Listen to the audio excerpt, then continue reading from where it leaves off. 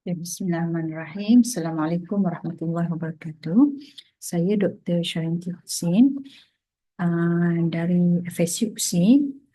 Pada hari ini saya sangat berbesar hati untuk membentangkan satu artikel, iaitu artikel berkenaan dengan kes-kes berkenaan dengan harta, berkaitan dengan harta yang telah diputuskan di Sabah. Okey. Mana artikel ini telah disediakan oleh para pelajar saya, iaitu Muhammad Fawaz, Nur Ain Amirah, Nur Syazana Najwa, Rashidah dan juga Nur Rabiatul Adawiyah. Okey, yang kalau kita lihat sebenarnya sangat menarik sebenarnya Mahkamah Syariah di Sabah, di mana mereka ini sangat berhadapan dah berbanding dengan Mahkamah Syariah di negeri-negeri lain atau khususnya mahkamah-mahkamah syariah di Semenanjung.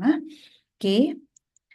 Apa yang kita boleh lihat tentang perbandingan di antara undang-undang antara Semenanjung dan Sabah. Jika di Semenanjung dari segi undang-undang yang terpakai ialah Mahkamah Syariah di Semenanjung tertakluk pada Senarai Raya 2 Jadual ke-9 dan juga berkaitan dengan artikel 121/1A dan juga artikel 74. Manakala di Sabah, iaitu berkaitan dengan Seksyen 11/B yang ke-8 dan juga ke-9 Enactment Mahkamah Syariah 2004, iaitu pelantikan wasi dan perkara-perkara yang berkaitan dengannya. Dan pihak yang terlibat jika di Semenanjung, semua pihak tanpa mengira agama. Manakala di Sabah, iaitu terhad kepada orang Islam sahaja. Jika di Semenanjung, wasiat, pelantikan wasi dan perkara-perkara pengurusan berkaitan dengan wasiat diputuskan di Mahkamah Tinggi Sivil dan juga Syariah, manakala di Sabah, Mahkamah Tinggi Syariah boleh membuat keputusan berkaitan dengan perkara tersebut. Dan juga dari segi bidang kuasa, jika di Semenanjung di bawah JKPTJ, iaitu Pejabat Tanah dan Galian. Right. Okey, dan juga Amanah Raya dan Mahkamah Tinggi Sivil. Manakala di Sabah itu berkaitan dengan bidang kuasa Mahkamah Raya, Mahkamah Tinggi, Amanah Raya dan juga Mahkamah Tinggi Sivil. Okey. Okey, dari segi kita lihat sebenarnya apa yang special berkaitan dengan Mahkamah Syariah di Sabah.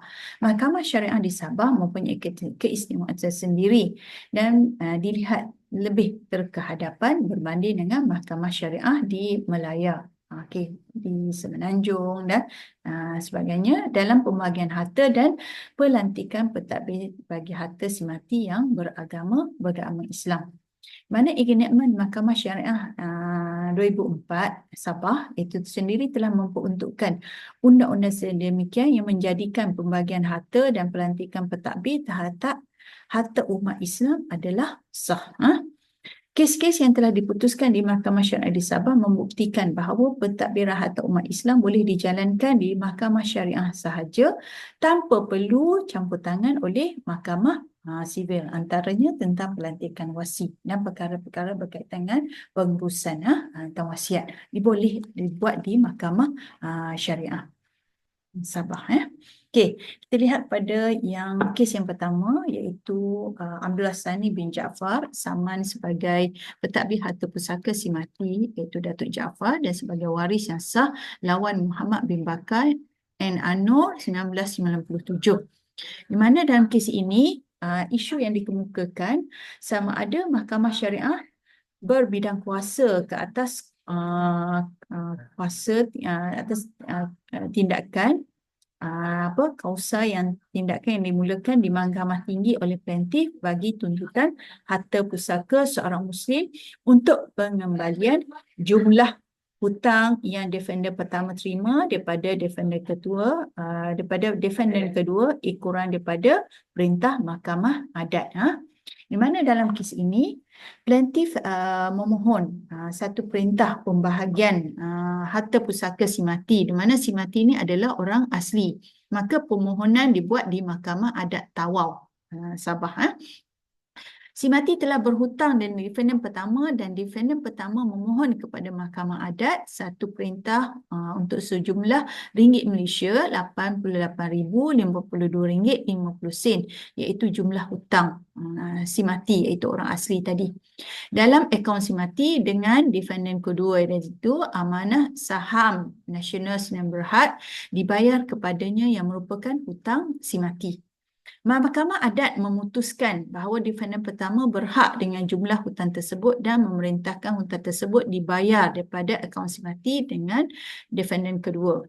Plaintiff mengeluarkan saman di Mahkamah Seksyen terhadap dua defendant itu dan menuntut dua deklarasi iaitu defendant pertama terima jumlah hutang secara fraud daripada akaun itu dan defendant kedua tidak mempunyai kuasa di sisi undang-undang untuk melepaskan jumlah itu.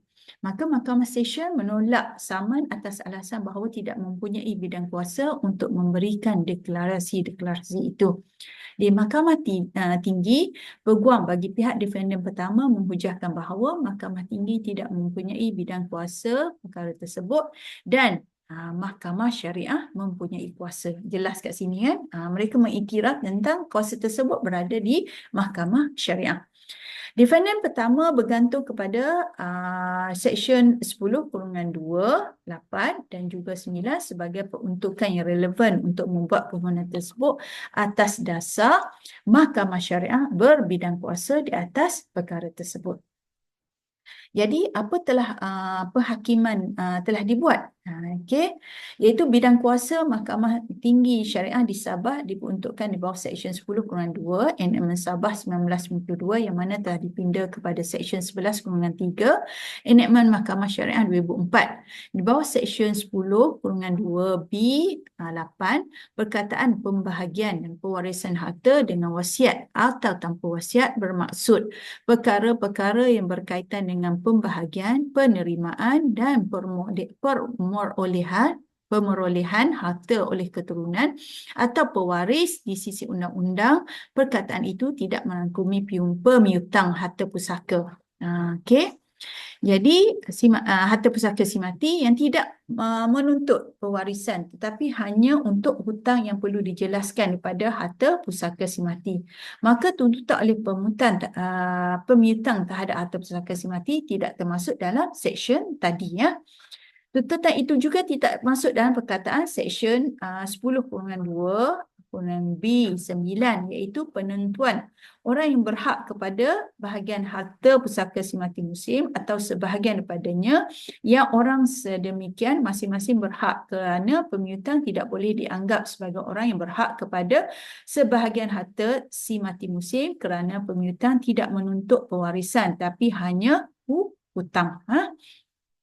Tuntutan piutang juga tidak berkait secara terus tapi hanya secara sampingan kepada pembahagian harta pusaka si mati. Jadi yang timbul daripada transaksi perniagaan, tadi. Oleh itu Seksyen 10/B(2)B8 dan 9 tidak memberikan bidang kuasa ke atas Mahkamah Syariah untuk menentukan tuntutan pemiutang. Maka Mahkamah Tinggi yang berbidang kuasa ke atas perkara itu.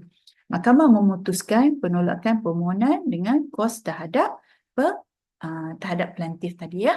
Membuktikan bahawa Mahkamah Syariah berbidang kuasa dalam perkara ini. Okey, seterusnya.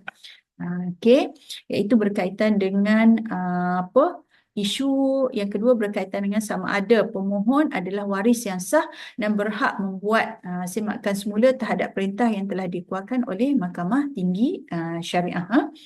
Di mana dalam kes ini iaitu Azman Khan Menawan Rohani Abdul Sattar 2014, okey, iaitu berkaitan dengan harta pusaka semakan kehakiman iaitu telah diputuskan oleh Mahkamah Rayuan Syariah Kota Kinabalu.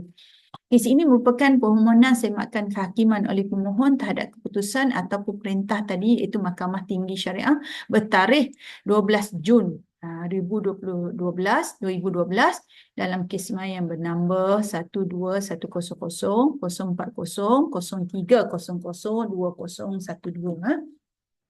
Responden iaitu Rahani binti Sattar menfailkan kes pembahagian harta pusaka Allahyarham bapanya Dan Yang Amat Arif Hakim bicara telah memerintahkan pembahagian ke atas harta pusaka Allahyarham yang telah meninggal dunia pada 21 April 2012 secara sama rata kepada 6 orang anaknya, iaitu Ismail bin Sattar, Imran bin Sattar, Musarat binti Abdul Sattar, Rohani binti Abdul Sattar, Rohana binti Abdul Sattar dan Rohaini binti Abdul Sattar.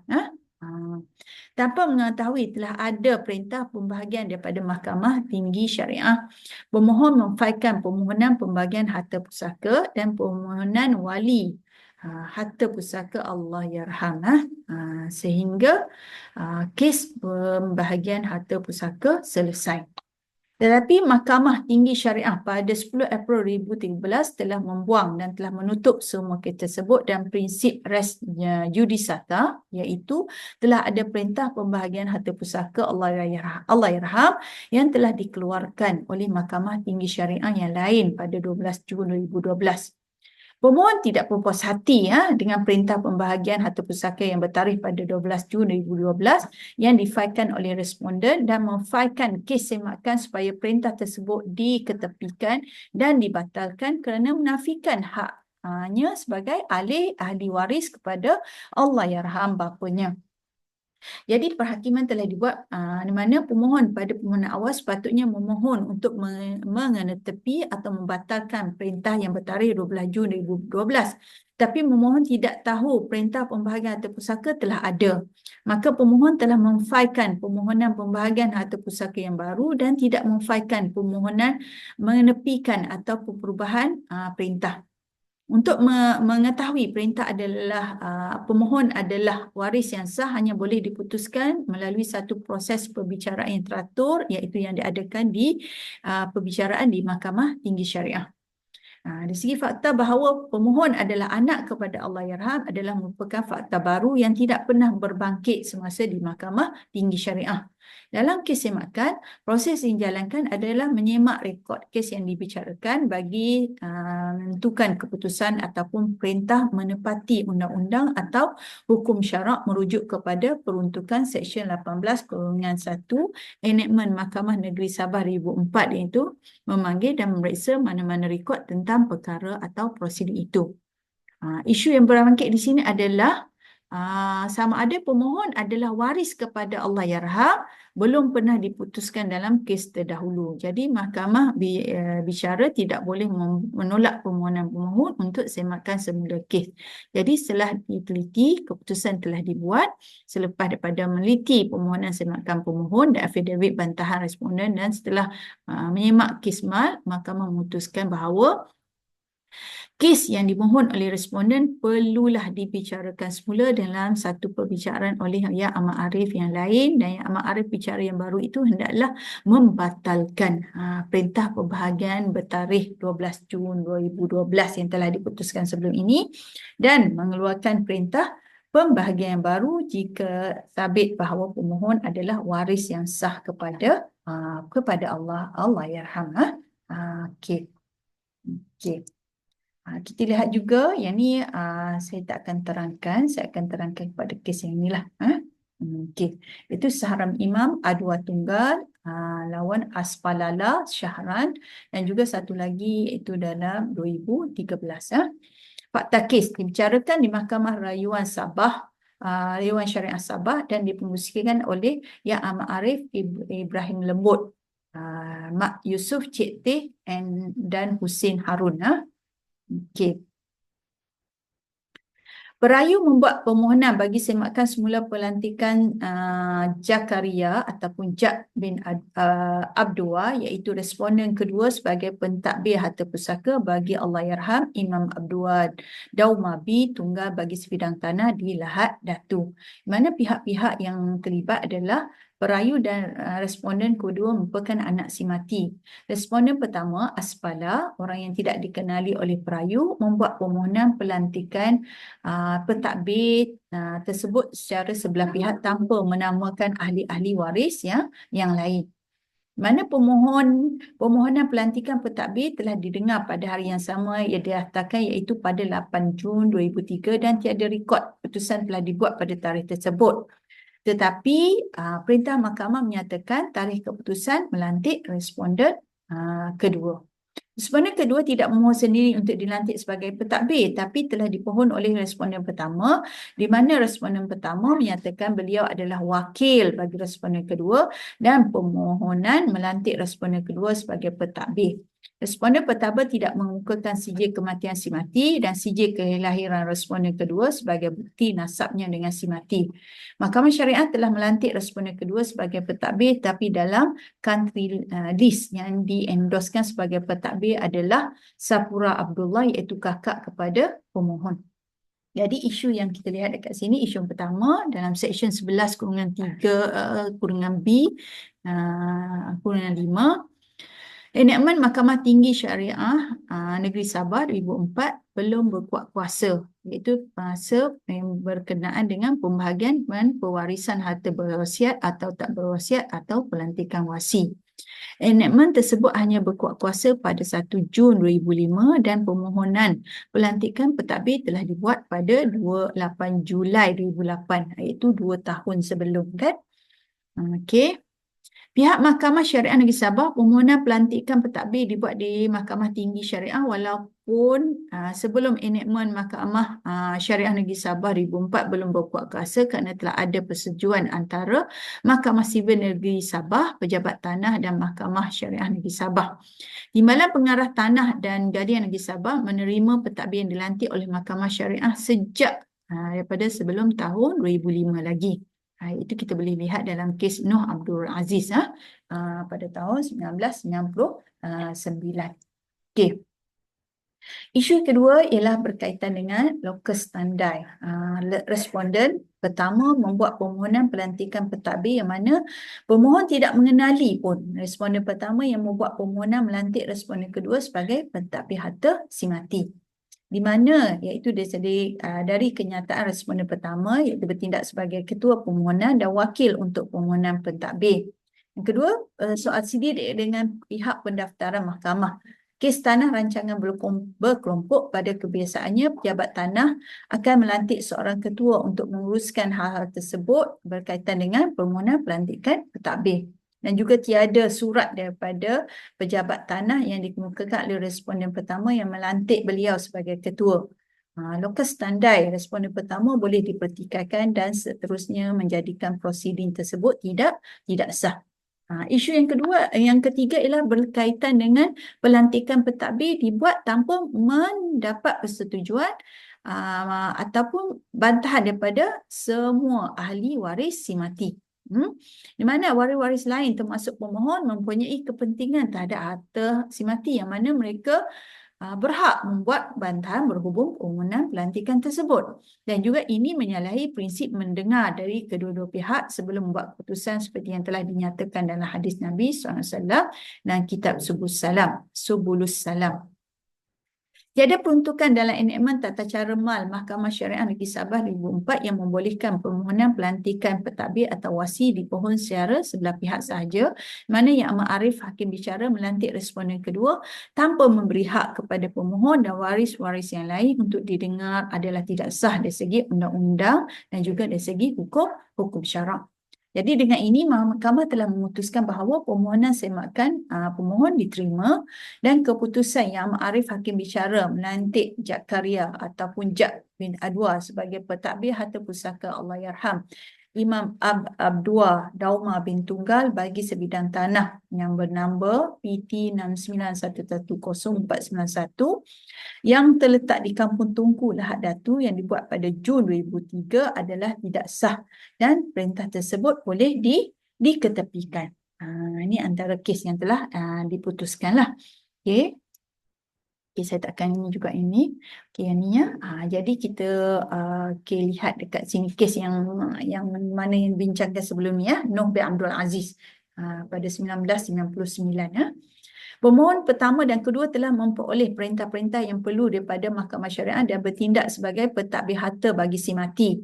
Pemohon telah meneruskan permohonan pembalakan bagi si mati dan ditolak oleh responden dengan anggapan perintah yang diperolehi tidak sah. iaitu sama ada pemohon mempunyai lokas standar untuk memulakan permohonan ini. Jadi Yang Amat Arif Richard Malanjung menjelaskan iaitu Seksyen 11.2 Enactment Mahkamah Syariah nombor 14/1992 bahawa Mahkamah Rendah Syariah mempunyai bidang kuasa untuk mendengar dan memutuskan perkara berhubung dengan pembahagian dan pewarisan harta berwasiat ataupun tidak berwasiat.